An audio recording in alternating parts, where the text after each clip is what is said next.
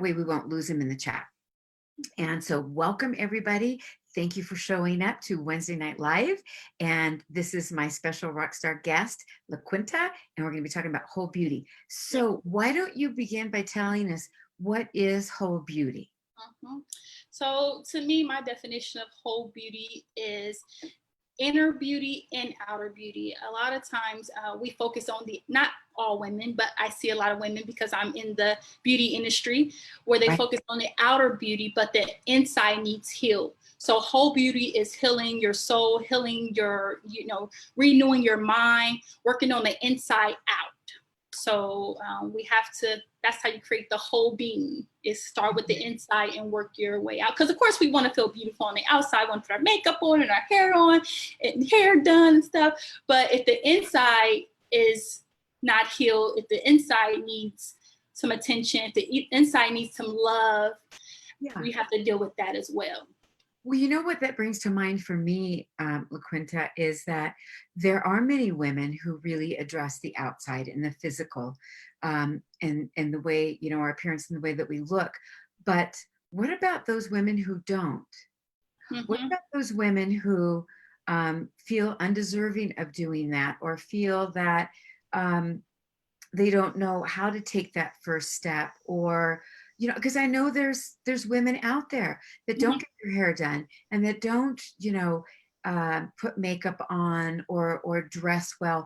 And I'm going to come from the standpoint of feeling like unworthy of wearing something nice, of putting some lipstick on, of having a nice hairdo. Can you address that a little bit? Yes. So I will first start.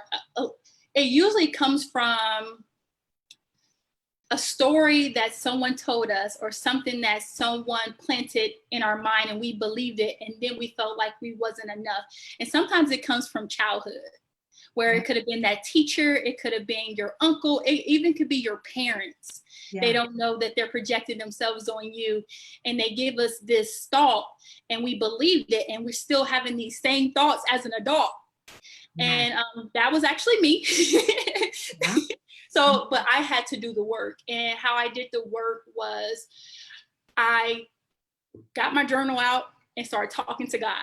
I believe in God. I just started writing and telling God, how I feel, how I felt, and the things that I desired, and just get that journal out and start writing. Usually when you put it on paper, you see your vision on paper, and then you can go back and you can look at that and review it and see how far you've come when you get to the other side.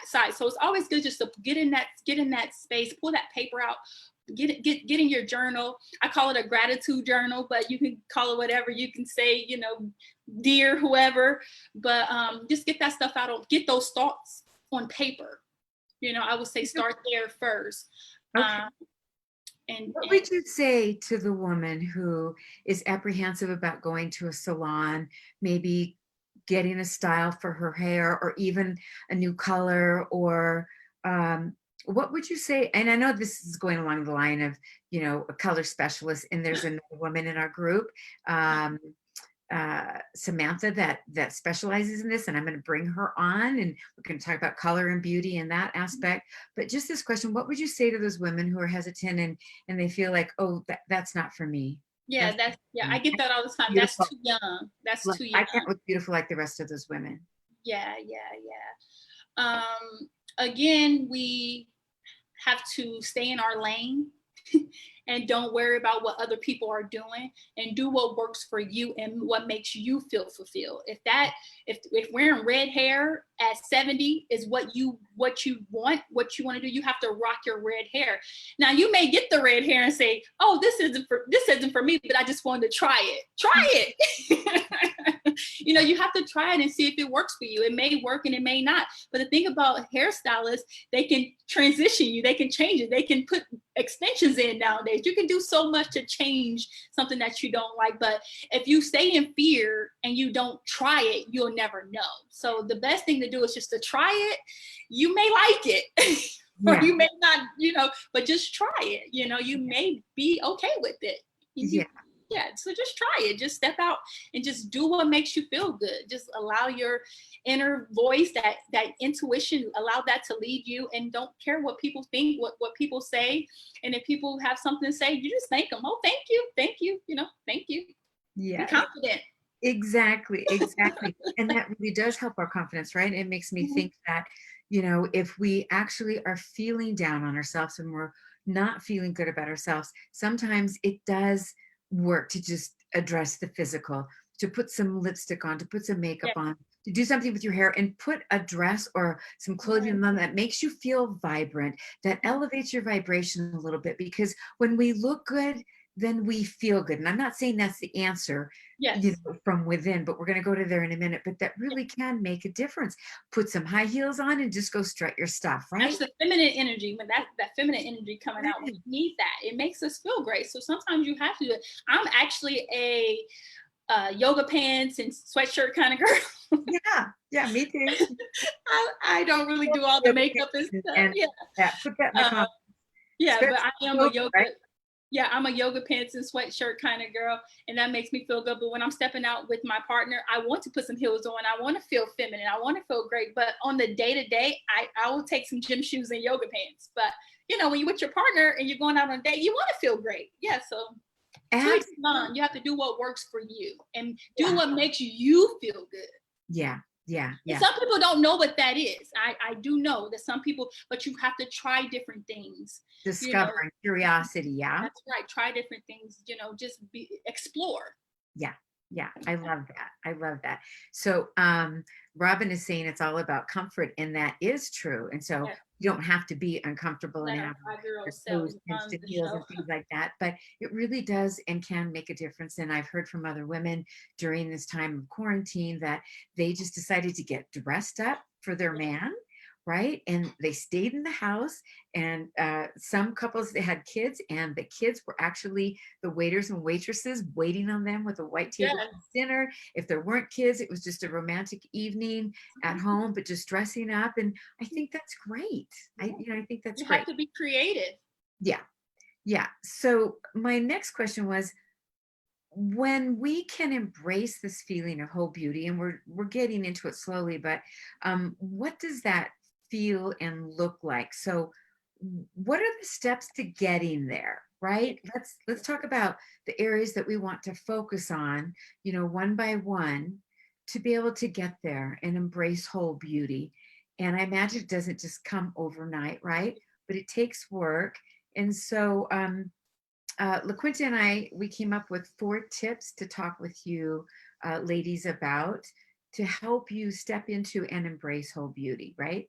So you want to talk about the number one, the Yeah. mindset, LaQuinta? So the number one is mindset. We have to renew our mind. Yeah, And like Robin said, she said we let our 5-year-old selves run the show. yeah, We have to renew that. You have to create. We always can create new thoughts yeah. and new feelings and new experiences. Right. And So we we're the just only have. species that can do that. Yes. Yes, yeah. You have access to that. So yes, by renewing your mind, it's the first step. Because if you don't believe you can do it, if you don't believe you're enough, if you don't believe that this is possible for you, then it will not be so. So the first thing is just renewing your mind. And how you renew your mind is to get clear about your vision for your life, get clear about what you want things to look like. That's your relationship, your spiritual relationship, your physical relationships, your health. I'm kind of getting too far, but but Okay. getting aligned with your vision for your life. And again, pull the paper out or write this stuff down. Write down your vision. Write down your vision. So yeah. Right. So talking about mindset, it really is everything. That's where everything begins, with our imagination and our dreams, and it begins in our mindset. And so, what we believe truly does come about, like LaQuinta says. So if you think you're going to be successful and attract this or that, then you're right. And if you think that your life is over and it's not worked before, and you're in a place of like depression and just not feeling it, and you're buying into that, to your limitations, right? Yes. And forgetting that you have this amazing potential to tap into. But Yes. it has to start with your minds and your thoughts, and you have to train your mind, right? Do you have some practices that you use to It's that train your mindset? everyday, listen, I speak life into myself. Like I speak, if I have a bad thought, I replace it with a positive thought. Because remember, we have access to what we want to think about. Limited possibilities, Yes. yes? So if I have a negative thought, I replace it with the positive thought. You just always replace those with a positive thought. Mhm, And know that the more you do that, it'll just become natural for you, you mhm. know. And I believe that's why I'm such a positive person, is because I know how to create this up here. Like I can tell myself this story and it cannot be true, but I know it's going to be true. So I'll believe the possibility of it, so I'll just believe that story that I told myself. And then it comes true because I Yeah. believe it. And sometimes you have to put pictures up in your house, like on your mirror, in your when you're brushing your teeth, you see your pictures or your affirmations. You have to post stuff around the house so you can see this stuff. In your car, on your dash, put stuff places, so you can see visuals of how you want your life to look. That helps too. Yes, Visualization, yeah. absolutely it does. And speaking about visualization and affirmations are so important as well, right? Do you use them? What? Every Yeah. morning? That's the first thing I do is I wake up with gratitude, and then I speak life into myself I love every morning. it. And then I set my intention before I get out the bed, how I Mhm. want my day to look, who I want to bless, who I want to bless me. And it never fails. It always works. And Yeah. when I having a bad moment, I won't even say a bad moment, but a challenging moment, I know that I have access to think positive about the situation. Yeah. So it won't get me down. And all you have to do is just shift your mindset. But I'm gonna tell you a flaw about a flaw. I'm so positive that sometimes I don't allow myself to feel what's actually happening. So we do have to it is okay to feel what you're feeling. That's okay. And I'm working on that. But don't stay there long. Yeah. I would say give yourself 5 minutes, give yourself a time frame and fill it for 5 minutes, fill it for 10 minutes, and then let it go. Yeah. But I'm so good at just reconditioning my mind, changing my mind, that sometimes I don't allow myself to be in that space. Yeah. And then it builds up, Yeah. then I explode. Yeah, I think that's a really important point because you and I are a lot alike in that way. And with some recent work that I've been doing, I've realized, where that cheerleader came from. Yeah. And there's really great benefits from it. I mean, I just love stepping into myself every morning, right? And Yeah. being happy. Um, but some people don't get it. And so I've had these really interesting conversations about that. And I do want to thank you for bringing that to light, that, you know, everyone can't always be positive, and we're not telling everyone to be positive all the time and forget about their problems and that they don't exist and to not acknowledge them. But it is true to take that time and work through it, because otherwise it'll keep coming up, and that's a conversation for a different time. But I like the acknowledgement of that. And then back to affirmations real quickly, it's like, just like LaQuinta said earlier, is like, she wakes up and just breathes life into herself every morning through her processes and her meditation and her routines, which are so important. And when she wakes up, she's got intention for the day. Yes, And it's like, if you don't have intention for today, you're going to be living your life by default instead of creating it. that's right. And but when you do the affirmations, you say those affirmations as if they have already happened. And then what And happened? your mind doesn't know the difference between what's true and what you're telling it. And so that's really the bottom line, is why affirmations work, Yes. but they have to be somewhat sort of realistic. And I've written about affirmations on my blog, and I just posted a new meditation about affirmations that is on my podcast at Inspired Living with Shelley Marenka. And I recently posted a create your perfect day Okay. on my podcast as well. So you can go and find those there. But it really is important, even if you don't really believe what you want in your life, you step into it as if it's already here. Because once you put it out there and you make that request, it'll show up. It will. So, we've all heard that, be careful what you ask for, right? And one thing we have to do is don't worry about the how. Yes, thank you so much. Yeah, Worry amen. about the how, because let God, let the universe, or whoever you believe in, let them work the how. You just stay in motion. You just stay in Yeah, motion. Don't worry about the how. Don't worry about the when. Just yes, stay in motion, and it just all starts flowing. And I'm just, I know because it happens. I've it's, seen it happen. Yeah, it happens. yeah, Yes, you it really create it. does. Yes. Yeah. And Michelle says visualize it. Yep. So it's all part of the game. And when we take responsibility for our own attitude and Mhm. our emotions, then we are the ones that are in charge, right? Yes. And it's just so important because it's just moment to moment, and we're actively living our life, but creating it with intention. That's right. It starts with responsibility, and we can change our thoughts. Mhm. Thank God we have the power to be able to do that. Yes. And so those tools are really wonderful. So that's a lot about mindset. Um,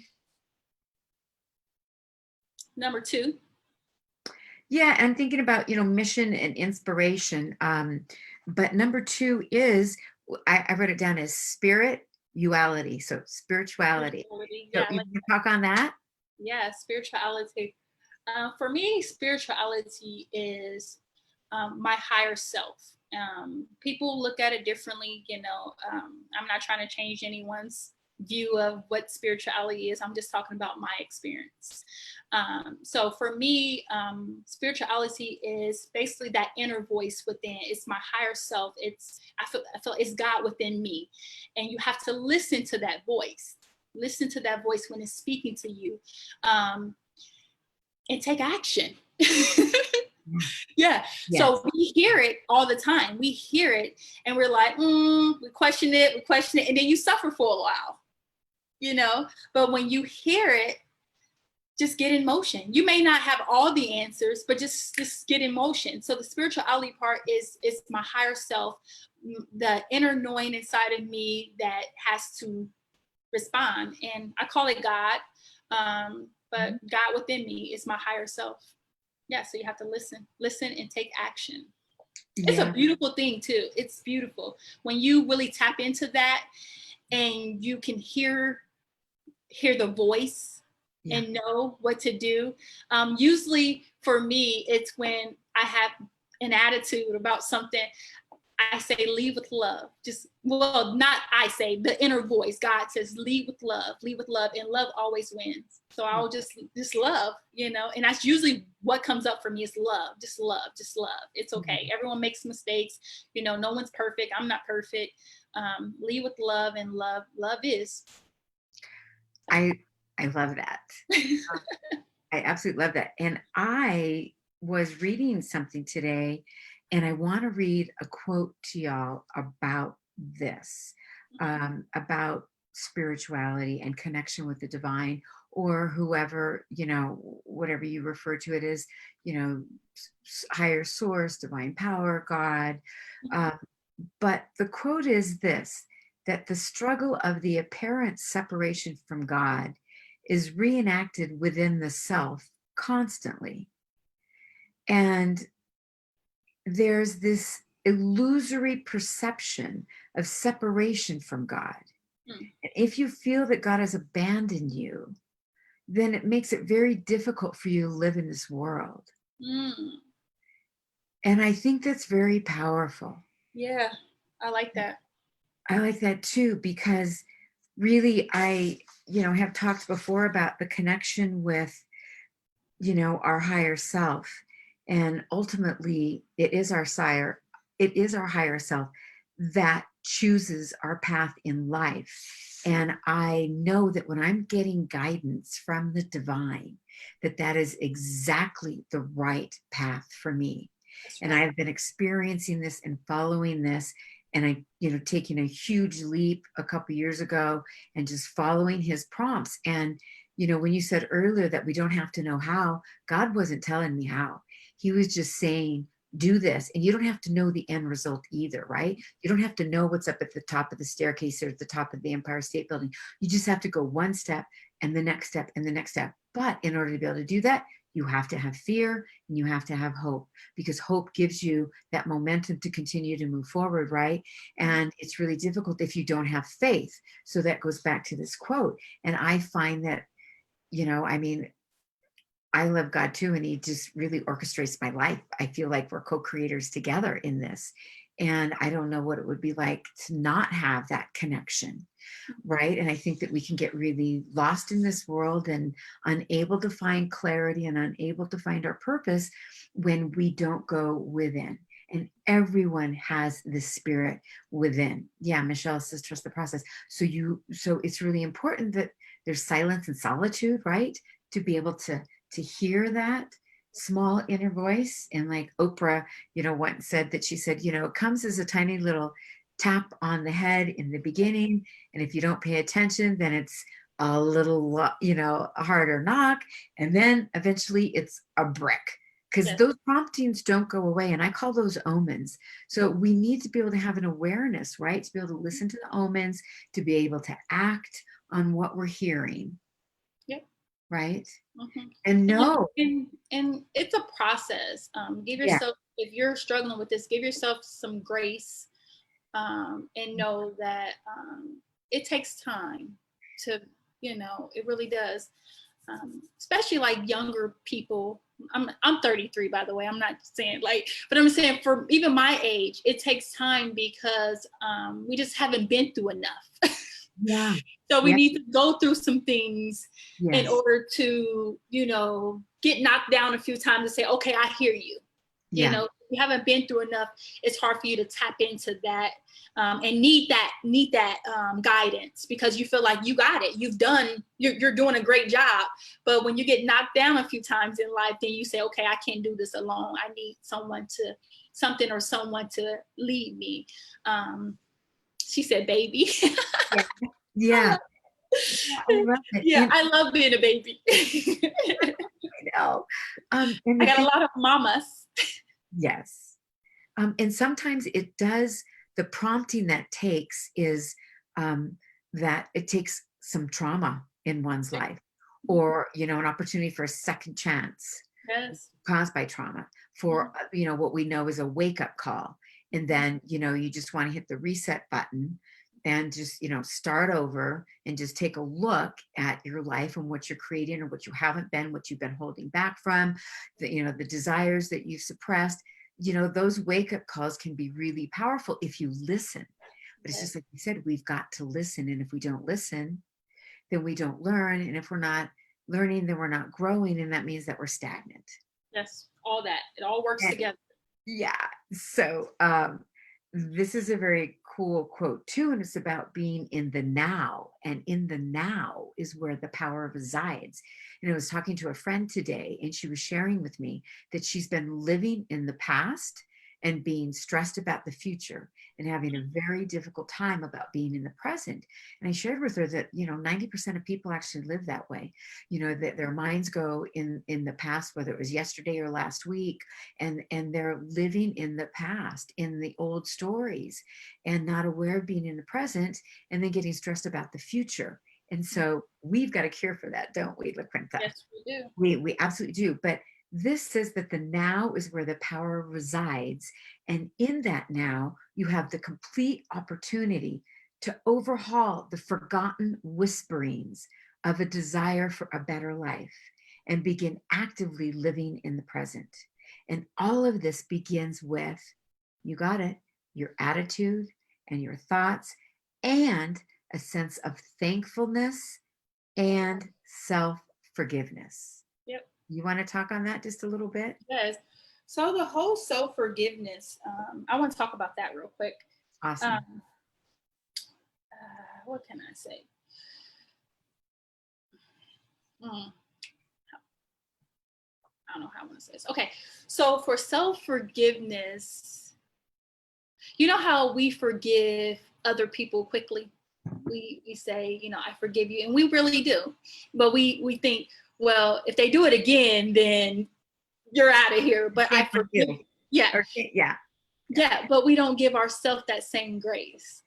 And one thing that I used to do, I'm okay with it now, but I would look myself in the mirror and I would say, I forgive you for, and I would tell myself what and it's usually not loving myself or not trusting myself, you know, and you have to do that. And you see yourself when you look in the mirror. So that's a good exercise to do. Just look yourself in the mirror and tell yourself what you forgive yourself for, and tell yourself what you now know or what you now will do so that you can take action to move forward. Yeah. That's a good exercise. But it's hard to forgive yourself because, you know, we are our hardest critic. Like we are so hard on ourselves. We let ourselves down and we beat ourselves up, but we let other people beat us up worse and we forgive them. Yes. Yes. So yeah, the self-forgiveness thing, that's hard.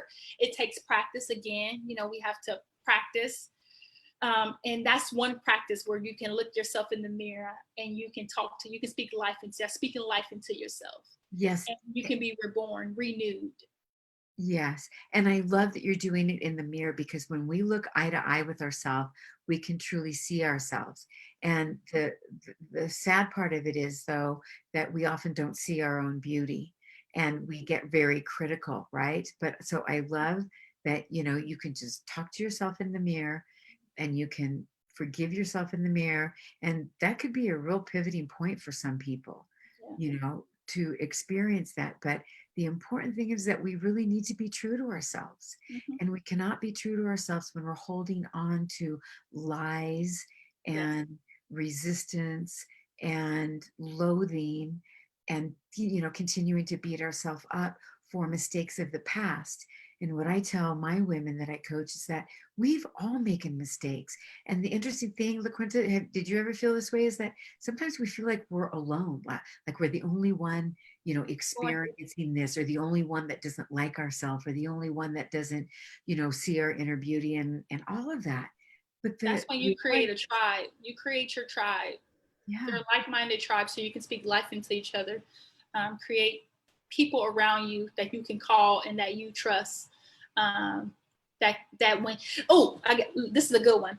So I was listening to this audio book, and the lady said that she was traveling, she was building her dream, she was building her life, and she felt like she wasn't a good mom. She said that was one thing she was struggling with, that she was building this life and she wasn't a good mom. And she said she would lay down every single night being away from home, weeks after weeks.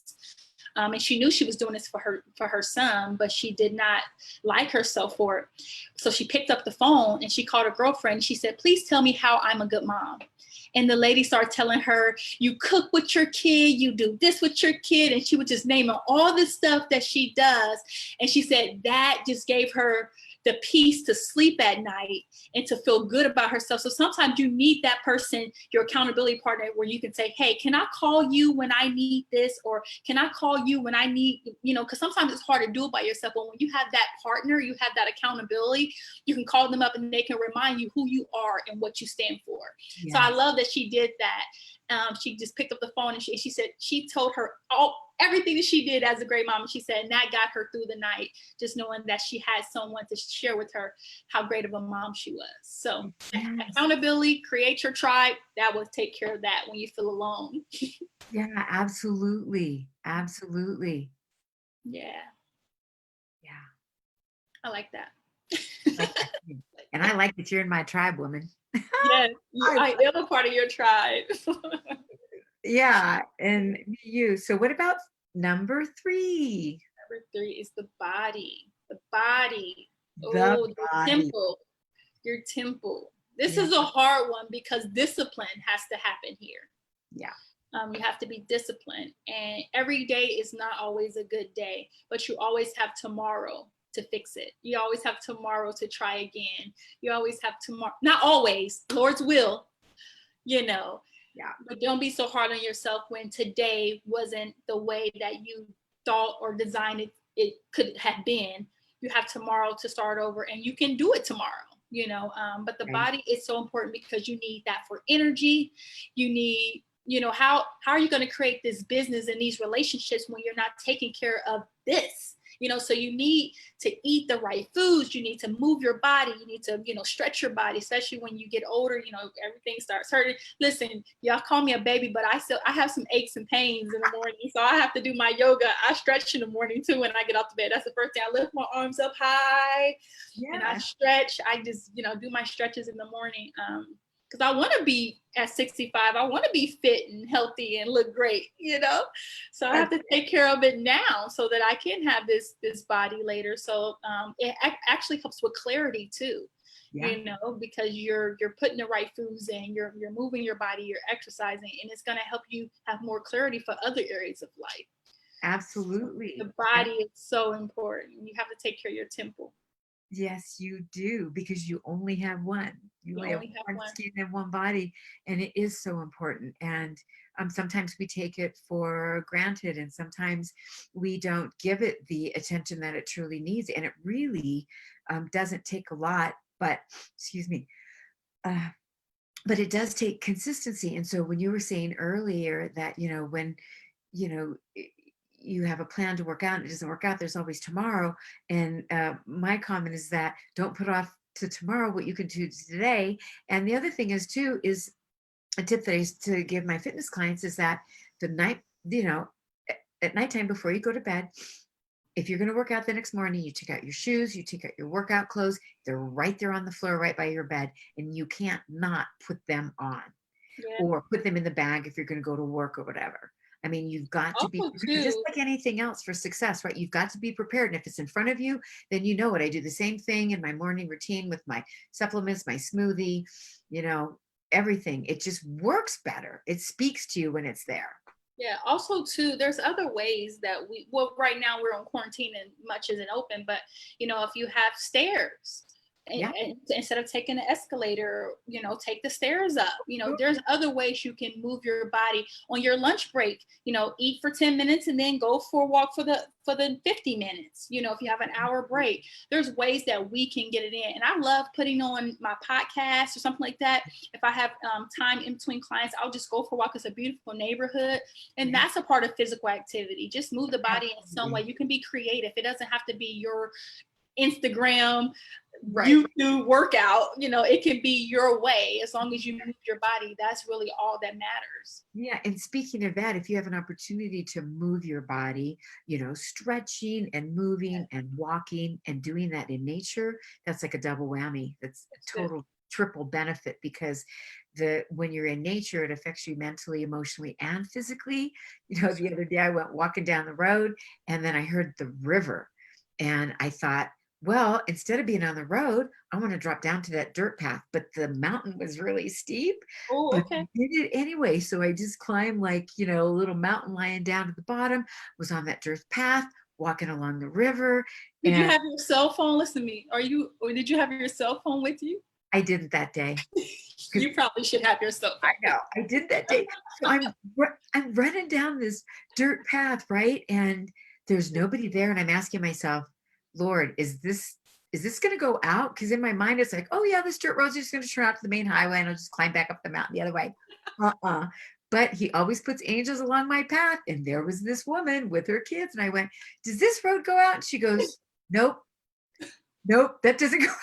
So I had to turn around, climb back up the mountain. So my point is, you can just do your own workout you. Yeah, creatively and you can adventure when you go for a walk in nature, that's and right. it's just really all about moving, right? That's right. You're Yeah. very adventurous. So the last one is a very special one that's near and dear to both of our hearts. Yeah. It's being a Yeah. service to others. This right here, I mean, it can be small as, feeding the homeless man who's at the corner and needs food. It just makes you feel good. It makes that person feel good. It makes God happy that we're taking care of his people, and it makes you feel good that you've done a good deed. So we have to serve each other. We have to, be a servant to other people. And it's those small little things that you do for people that lead to like that big, amazing feeling of just being happy and grateful and knowing that you know, and it'll pour more blessings on you because you've done something really small. Has happened to me several times where I've done a small deed and then I'm like, oh, I'll give you an example. This is a good one. I try my best in our group. We have a mutual group that we're in, and I try to reach out to people who are struggling. That's just something that I do. I just reach out to people and I try to help them. And the other day, there was a girl in a group who seemed like she had it all together. So I inboxed her. I said, hey, I want to know, how are you doing that? And she gave me the amount of information she gave me, it tops all the information I gave out in the group, you know, even with you, you know, I could not believe how much information she gave me. And it was just those small little deeds that I did, you know, not thinking I was going to get anything in return. I just love to help people, but she didn't have to give me all that information. And she gave me loads of information. I was taking notes and I was writing it all down and it just kept coming and it kept coming. But it made me feel good that I gave, you know, and now my reward is 10 times bigger than the little information I was giving out. And I was giving out good information, but the amount of information she gave me, it was amazing. So just doing those small deeds, serving people and knowing that you're doing this to help God's people until you're going to get a return on it too. The main thing is you're going to feel good about yourself. It is a win-win situation, right? And even in our purpose, you know, with our work, we are serving. And we both, you know, were sharing the other day that we would do this for free. This is our passion. This is our calling. This is like our sacred stewardship. And it feels so amazing to serve and empower other women. And really the first step into greatness is when challenge and contribution become more important than comfort and ease. You know, we have to step out of our comfort zone and really be challenged, and we have to be willing to accept that challenge and contribute and serve. And you know what? Everybody can be great because greatness is service, right? And so, and we all have different talents. A lot of times people think that you have to be an entrepreneur or you have to be you don't have to you don't have to get a reward or a gain for your service. You can literally go to a soup kitchen and feed the homeless and feel good about that, but go to your job and you love your amazing job. You don't have to be, you know, this, you know, to know your, it doesn't have to be a reward. It could just be you serving and you don't have to get paid for it. You know, you just go do your work, but you love your job. And a lot of times people think they have to be this entrepreneur to be a service to others. You don't. You can literally find whatever you're passionate about, and it could be helping little kids, you know, and you volunteer at the daycare or whatever, and then you come home fulfilled because, you know, your kids are grown and, you know, you just want to see little ones. It can be anything, but you have to discover that. You have to figure out, you know, when you're in that space, what brings you joy, and you have to remember that feeling. Yes. You know, that brought me joy. And for me, I get chills. I get this tingling feeling in my body when I'm in that moment. And I just say, this is it. I like this feeling. And I want more of that. Yeah. So I'll do more exactly what I'm doing to bring me that joy. So you have to listen to yourself, listen to your body, listen to, you know, what makes you feel good. And it's that feeling inside. You know what I'm talking about, right? I know what you're talking about. I feel like that's spirit within. That's spirit bringing joy and go, yeah, we're connecting. That's it. More of that. Yeah. And you do more of just that. And then you'll see that, you know, you start being creative to find ways to, you know, I remember when I wanted to first start coaching, I found 3 girls to create a tribe. I said, I'm going to find 3 women. I'm going to serve 3 women. And I like that, Michelle. I wanted to find 3 women. So I just prayed about it. I said, Lord, bring me 3 women that I can serve, and so that I can get comfortable with speaking to women and being a leader. And it was amazing. I will always get that feeling. I will always get that tingling feeling. I was like, I want to do this on a bigger scale. I want to serve more women. You know, I'm serving 1,000 women, you know, and it's amazing. Yeah. And then the numbers are just growing. The numbers, I started out with 3 women, and now it's 1,000, you know? And it's I amazing. love it. It really is. And it doesn't have to be a big thing either. It could just be throughout your day. It's like passing on random acts of kindness, opening a door, acknowledging someone behind the counter, extending appreciation to them for working, especially in these, times. But even in that, it's like, the people that are working at McDonald's don't really have a job that's full of gratitude.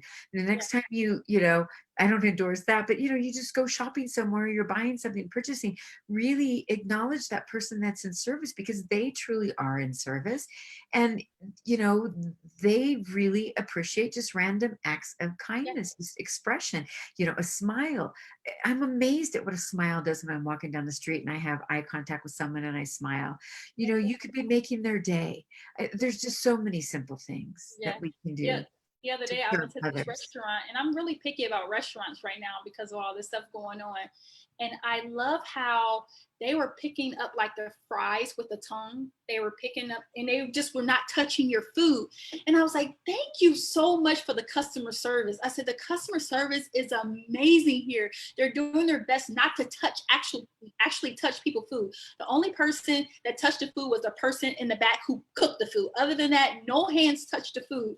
And nowadays, you just see so much, and I'm just having anxiety a little bit over this food thing. So I just cook at home. But I did have to get some restaurant food, and I love how he was just using it for everything. He bagged it with the tongue, and so he touched the money, and he never touched the food. And I was like, yes, thank you. We need more of this. Yes. Yes. Because they're touching the money and touching the food. You're like, oh my goodness, this is just so much corona going everywhere. But we're all human and we all want and desire appreciation and acknowledgement Yes. and connection.